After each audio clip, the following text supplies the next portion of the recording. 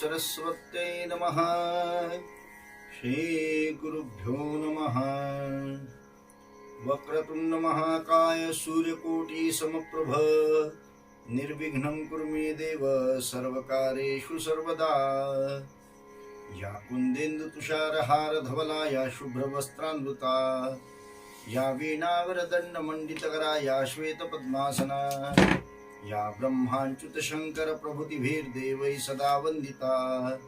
सा मां पातु सरस्वती भगवती निःशेषजाड्यापहा। मूकं करोति वाचालं पङ्गुं लङ्घयते गिरिं यत्कृपातमहं वन्दे परमानन्दमाधवं। गोपाल कृष्ण भगवान की जय।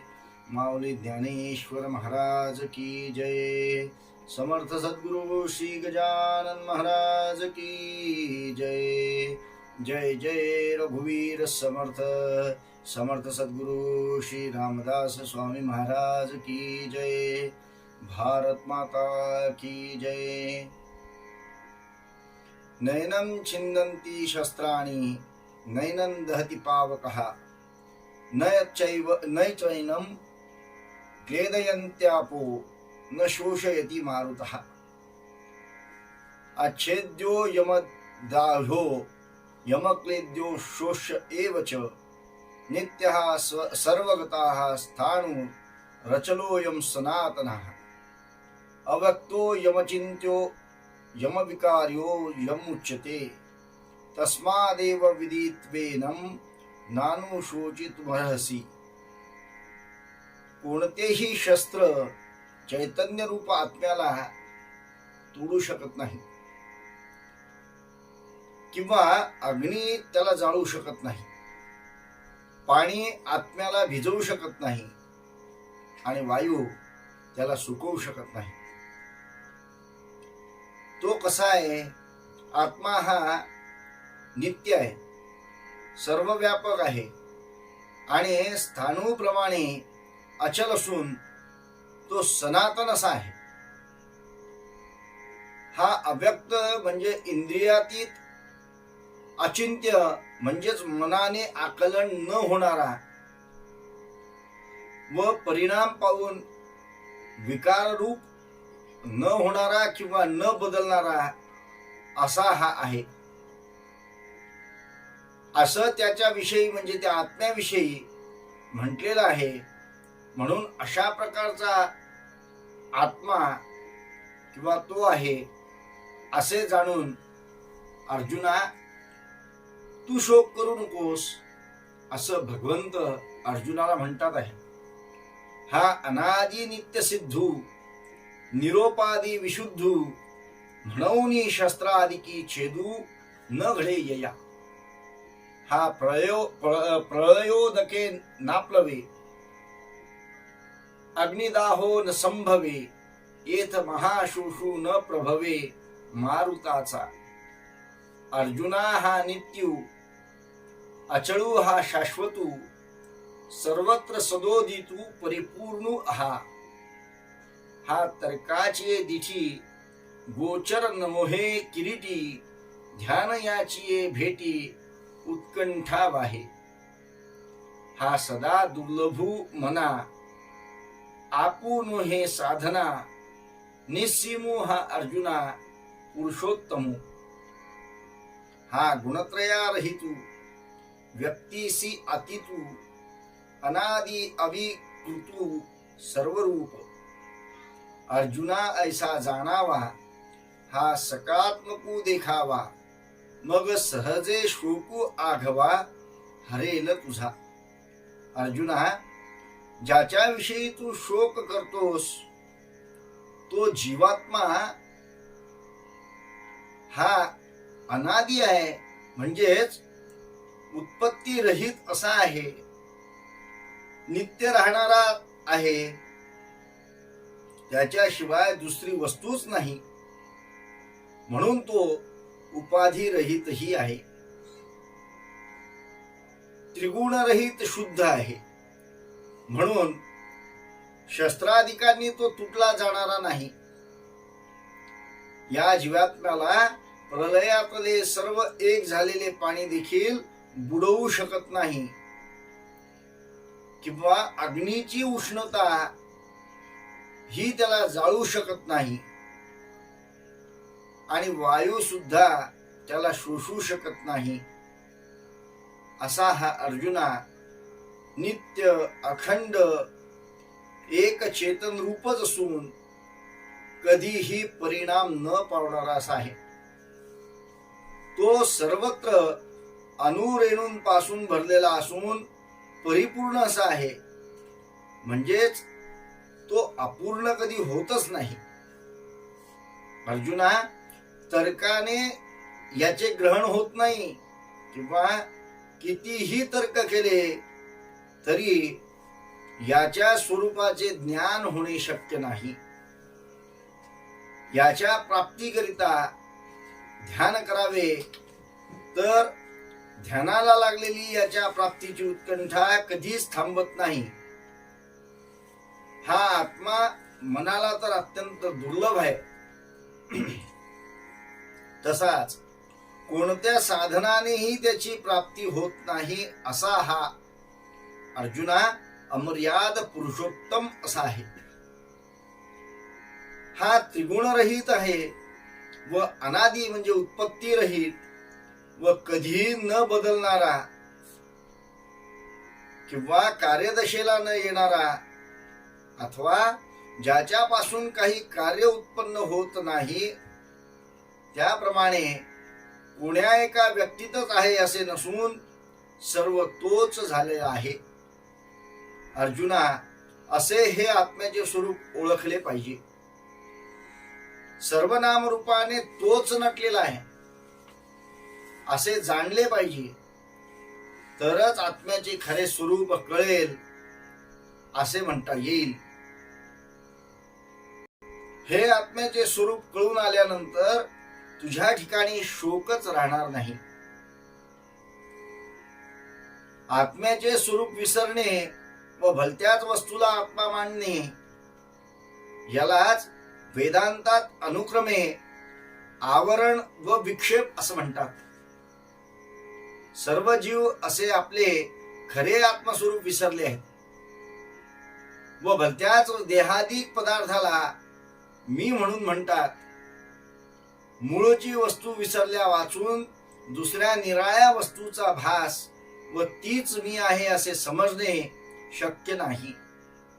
येथपर्यंत भगवंतांनी अर्जुनाला ज्ञानाच्या तात्विक दृष्टिकोनानुसार बोध करून आत्मा सर्व कर्म कर्तृत्व रहित आहे हे पुन्हा पुन्हा सांगितले. अथ चैनम नित्यजातम नित्यवा मन्यसे मृतम तथापि त्वं महाबाहो नैवं शोचितुमर्हसि जातस्य हि ध्रुवो मृत्युर्ध्रुवं जन्म मृत्युस्य च तस्माद् परिहार्येऽर्थे न त्वं शोचितुमर्हसि. किंवा आत्मा नित्य जन्मतो आणि नित्य मरतो असे समजत असशील तरी ते महाबाहो तुला शोक करण्याचे कारण नाही. कारण जन्मलेला प्राणी मरणारच आणि मेलेला प्राणी पुन्हा जन्म होणारच किंवा पुन्हा जन्म घेणारच, उत्पन्न होणारच. असे हे जन्म मृत्यू कोणालाही चुकत नसल्यामुळे त्याबद्दल व्यर्थ शोक करणे तुला उचित नाही. अथवा ऐसा नेणसी तू अंतवंतची हे मानिसी तरी शोचू न पवसी पंडुकुमरा. जे आदी स्थिती अंतू हा निरंतर असे नित्यू जैसा प्रवाहो अनुस्यूतू गंगा जळाचा. ते आदी नाही खंडले समुद्री तरी असे मिनले आणि जातची मध्ये उरले दिसे जैसे. ये तिन्ही तया परी सरसीच सदा अवधारी भूतासी कवणी अवसरी ठाकतीना. म्हणोनी है आघवे येथ तुझ न लगे शोषावे जे स्थितीची हे स्वभावे अनादी ऐसी.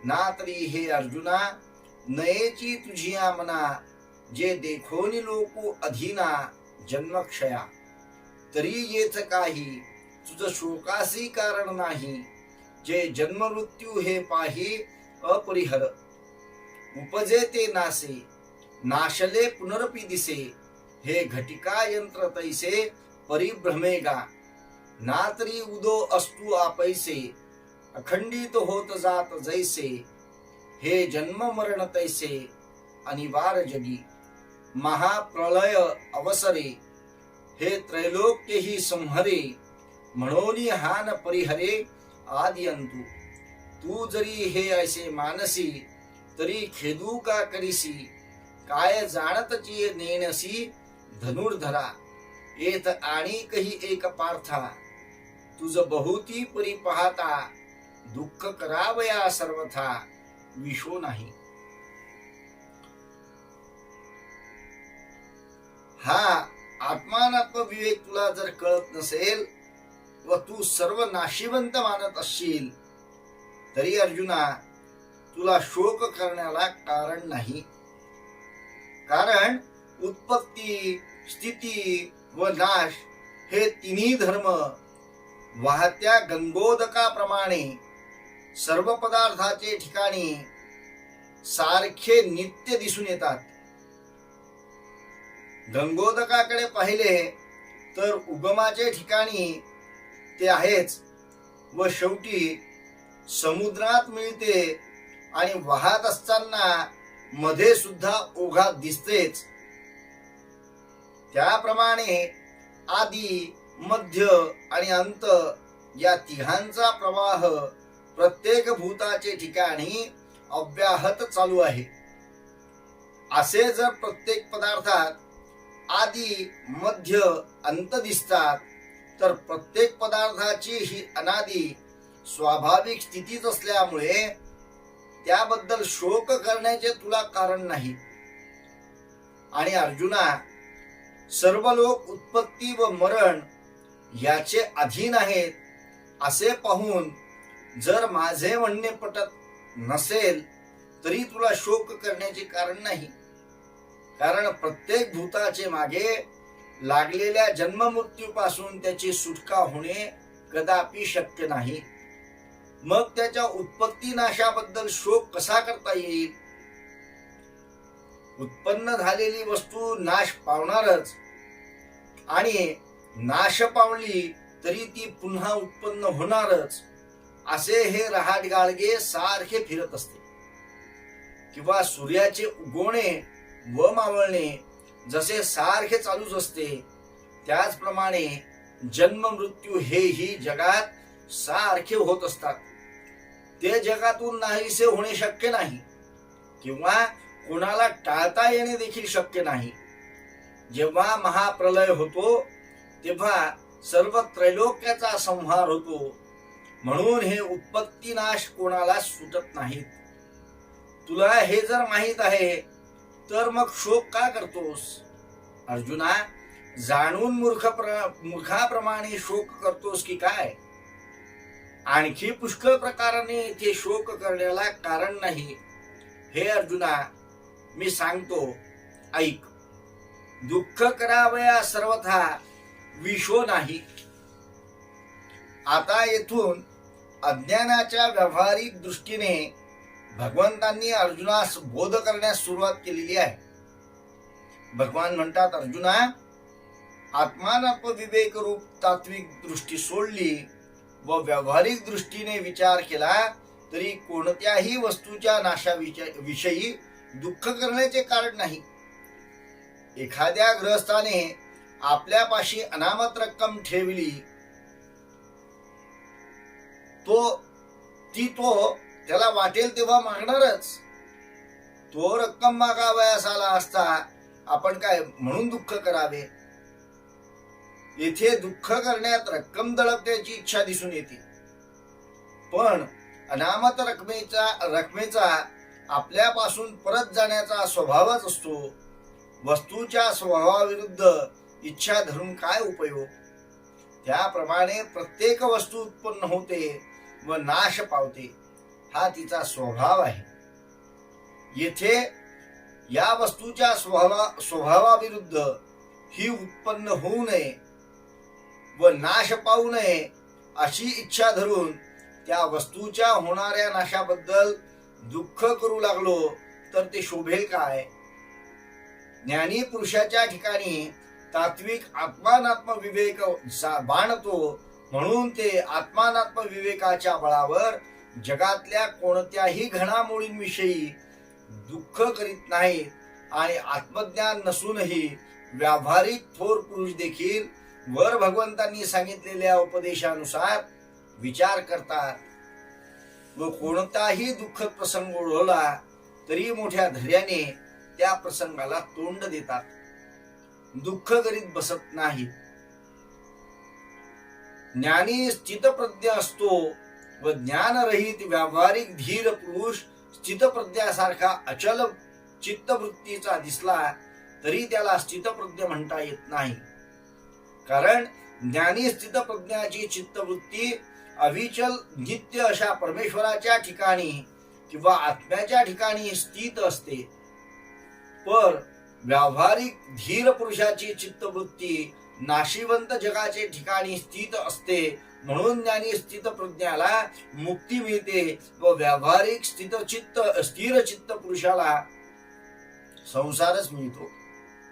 म्हणून केवळ धैर्यावरून ज्ञानी पुरुषाची ओळख होऊ शकत नाही. अव्यक्तादिनी भूतानी व्यक्तमध्यानी भारत अव्यक्त निधनान्नेव तत्र का परिदेवना. अर्जुना, सर्व भूत सृष्टी प्रथम अव्यक्त म्हणजे लीन दशेत असते, नंतर मध्ये ती व्यक्त होते आणि शेवटी पुन्हा अव्यक्त म्हणजे लीन होते. असा शिष्ट स्वभाव असल्यामुळे येथे शोक करण्याचे कारणच काय? जे समजते ये भूते जन्मा आदी अमूर्ते मग पातली व्यक्ती ते जन्मले या. तिये क्षयासी जेथ जाते तिये क्षयासी जेथ जाती तेथ निभ्रांत आणि नवती देखे देखे पूर्वस्थितीच येती आपुलिये. येर मध्ये जे प्रतिभासे ते निद्रिता स्वप्न जैसे तैसा आकारू हा माया वशे सत्स्वरूपी. नात्री पवने स्पर्शिले नीर पडियासे तरंगाकार का परापेक्षा अलंकार व्यक्ती कनकी. तैसे सकळ हे मूर्त जाणपा माया कारित जैसे आकाशी बिंबत अभ्रपटळ. तैसे आदीची जे नाही तया लागी तू हृदसी काई. तू अबीटतये पाही चैतन्य एक. जयाची अतिची भोगित विषयी तेजिले संत जया लागी विरक्त वनवासी. दिठी सुनी जयाते ब्रह्मचर्यादी व्रते मुनीश्वर तपाते आचरताती. अर्जुना, ही सर्व जी प्राणीसृष्टी दिसते ती उत्पत्तीपूर्वी आकाररहित होती आणि मग उत्पत्ती झाली तेव्हा आकाराला आली. पुढे या सृष्टीतील प्राण्यांचा जेव्हा नाश होईल तेव्हा त्याची दुसरी कोणती स्थिती होत नाही, ते आपल्या पूर्व निराकार स्थितीलाच येतात, हे निश्चित समज.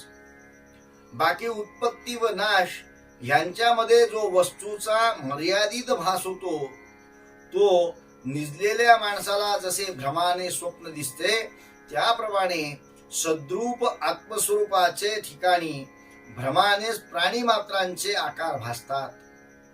नाहीतरी वाऱ्याचा पाण्याला स्पर्श झाल्याबरोबर ते पाणी तरंगाकार दिसायला लागते किंवा सोन्याहून निराळा जो पुरुष त्याला सोने अलंकार रूप व्यक्तीला आले असे दिसते.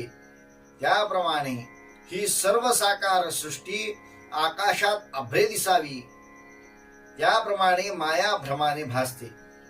अर्जुना, जे मुळी अस्तित्वातच नाही त्यासाठी तू शोक करीत आहेस.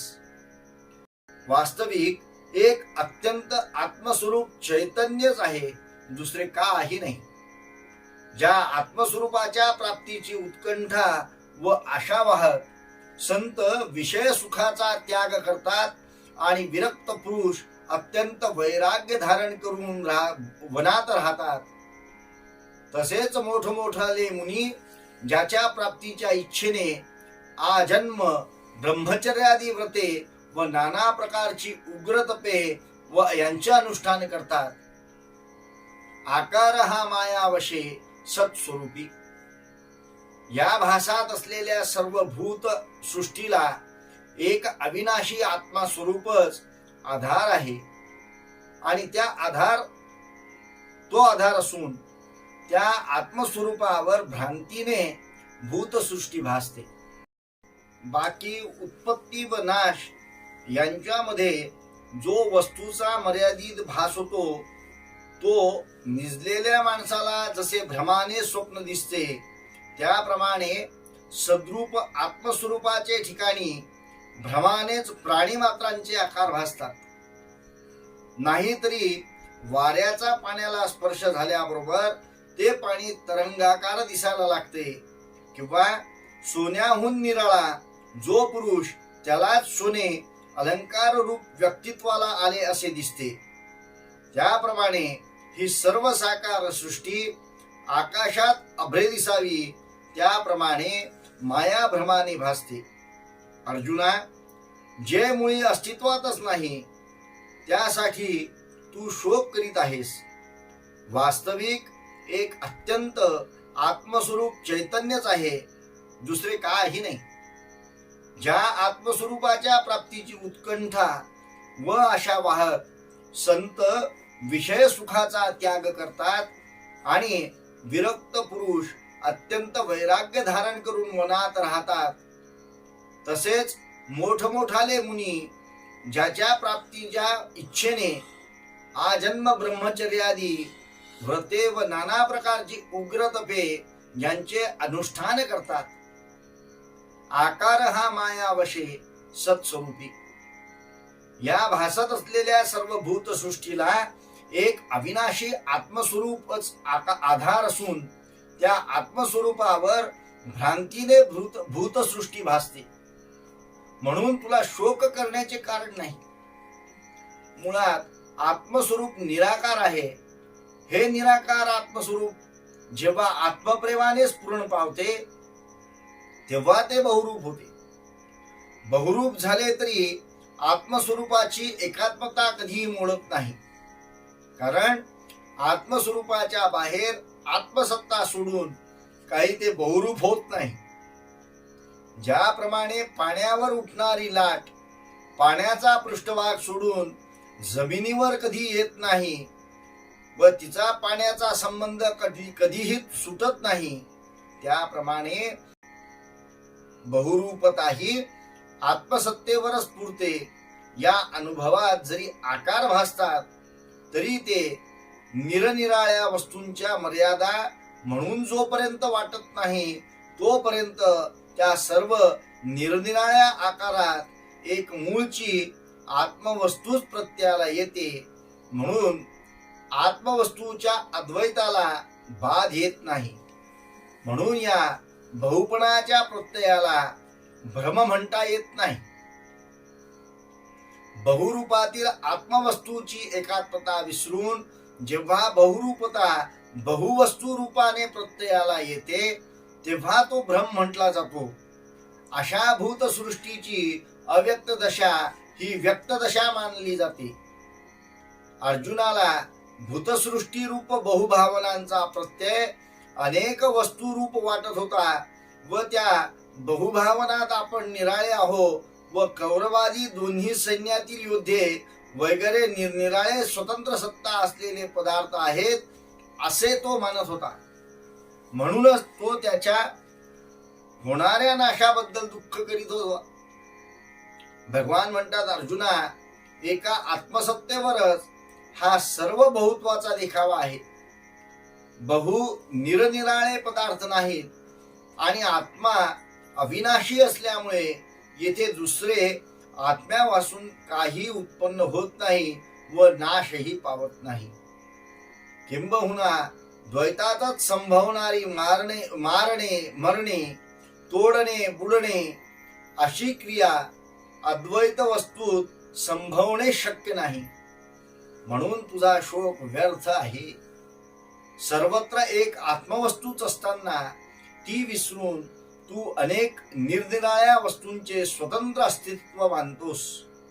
हा तुझा भ्रमच तुझ्या दुःखाला कारणीभूत आहे.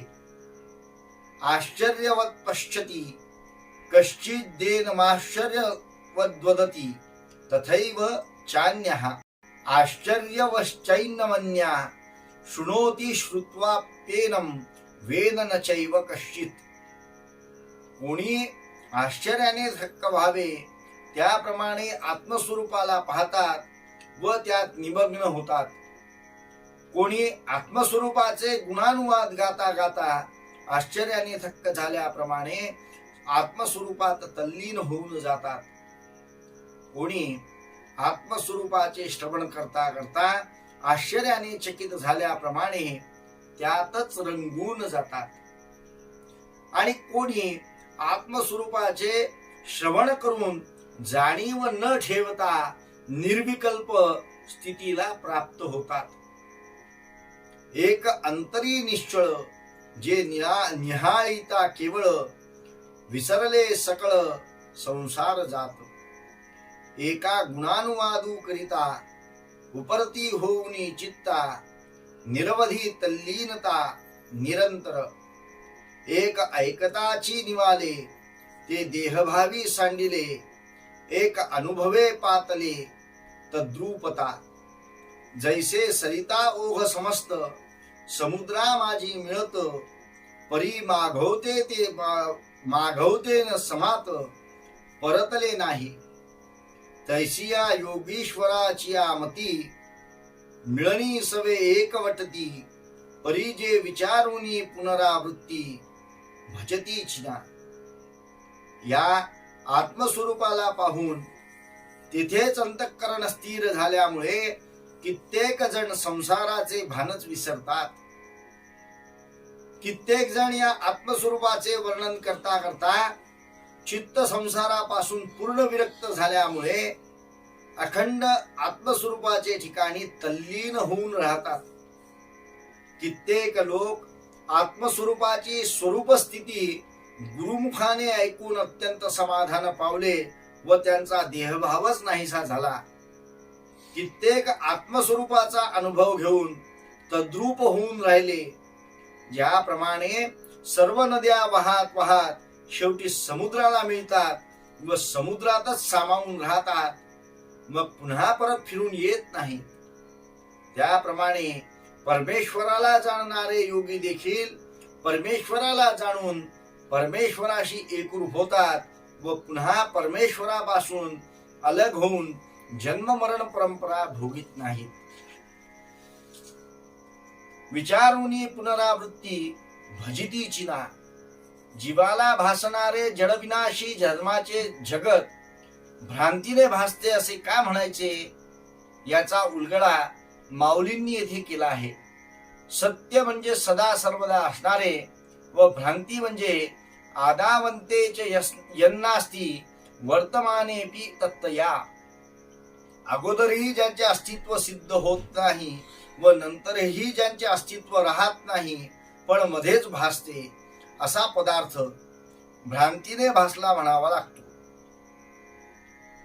एक तर पदार्थ सत्य म्हणजे सदा सर्वदा राहणारा असे सिद्ध झाले पाहिजे. तसा सिद्ध न होता भासत असेल तर भ्रांतीने भासतो असे म्हणावे लागेल.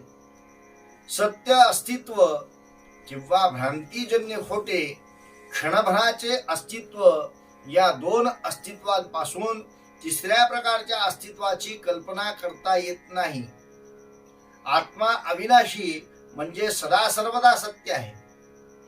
जसे जडविनाशी जगही सदा सर्वदा राहणारे सत्य असते, तर ते आत्म्याच्या अनुभवाबरोबर अनुभवाला आले असते.